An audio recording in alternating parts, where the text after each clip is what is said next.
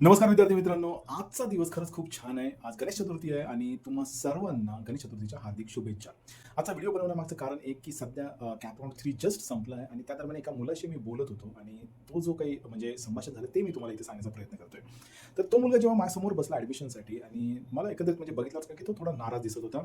त्याचा काहीतरी एक चौथा, पाचवा ऑप्शन जो होता तो ऑटो फ्रीज झाला आणि त्यामुळे त्याला ॲडमिशन घेणं कंपल्सरी होतं आणि तो ॲडमिशन घेताना मग मी त्यासोबत थोडं संभाषण चालू केलं आणि त्यानंतर मी त्याला म्हटलं, की "तू आता टॉपच्या कॉलेजमध्ये एका टॉपची ब्रांच म्हणजे सध्याची जी सी-एस ब्रांच आहे ती तुला भेटलेली आहे आणि तुझं फ्युचर खूप ब्राईट आहे. मग तू एवढा नाराज का दिसतोय?" तो मला म्हणाला, की "मला ह्याच्यापेक्षा वरचं जे कॉलेज आहे ते मला हवं आहे. म्हणजे नंबर 1चं कॉलेज हवं होतं आणि त्यामुळे मी थोडासा नाराज आहे."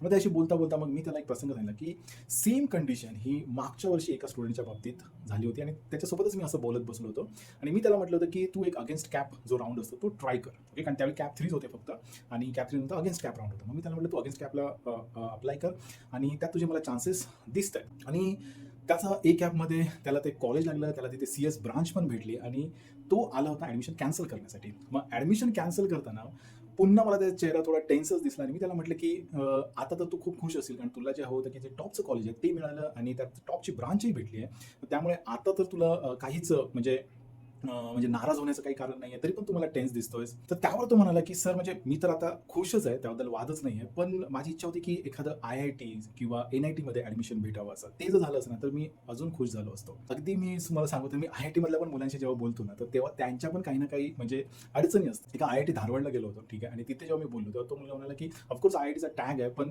मला आय-आय-टी मद्रास किंवा आय-आय-टी बॉम्बेला ॲडमिशन घ्यायचं होतं. ते मला मिळालं नाही, तर त्याचं थोडं दुःख आहे." तर हा जो आहे ना, ही जी गोष्ट आहे ना, ही न संपणारी गोष्ट आहे. ओके. तुम्हाला एक गोष्ट मिळाली, की 101% तुम्ही त्याच्या वरचा विचार करायला सुरू करता.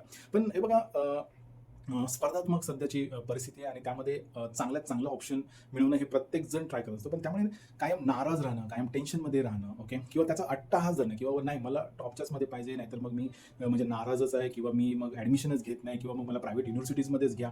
तर या गोष्टी ना तुम्ही थोड्या टाळल्या पाहिजेत, ओके. हे बघा यशासाठी तुम्ही योग्य मार्गाने प्रयत्न करा, ठीक आहे. पण यशाचा अट्टहास अजिबात करू नका. यश किंवा आनंद तुमचा जो आहे, तो तुमच्या कॉलेजमध्ये डिपेंड नाही आहे, तर तुमच्या मेहनतीवर अवलंबून असणार आहे. आणि मी आज गणेश चतुर्थीच्याच निमित्ताने गणपती बाप्पाकडे एवढी मागणी करतोय, की हे जे स्टुडंट्स आहेत किंवा पालक आहेत, तर त्यांचं हे जे कन्फ्युजन आहे, की चांगलं कॉलेज आणि त्यासाठी ते वेगवेगळ्या मार्गांचा अवलंब करतात, तर त्याच्यापासून त्यांना दूर कर. ऑफकोर्स स्पर्धाचा असावी, पण ती एथिकल वेने असावी. चांगल्या कॉलेजसाठी प्रयत्न करावे, पण तेही एथिकल वेने करावे, ठीक आहे. आणि त्यांना खऱ्या अर्थाने हे पटवून दे गणपती बाप्पा, की जी मनातील जो समाधान आहे ना, तो कुठल्या बेस्ट कॉलेजमध्ये नाही आहे किंवा कुठल्या चांगल्या ब्रांचमध्ये नाही आहे, तर तो तुमच्या मेहनतीवर आणि मेहनतीनेच तुम्हाला सक्सेस भेटेल.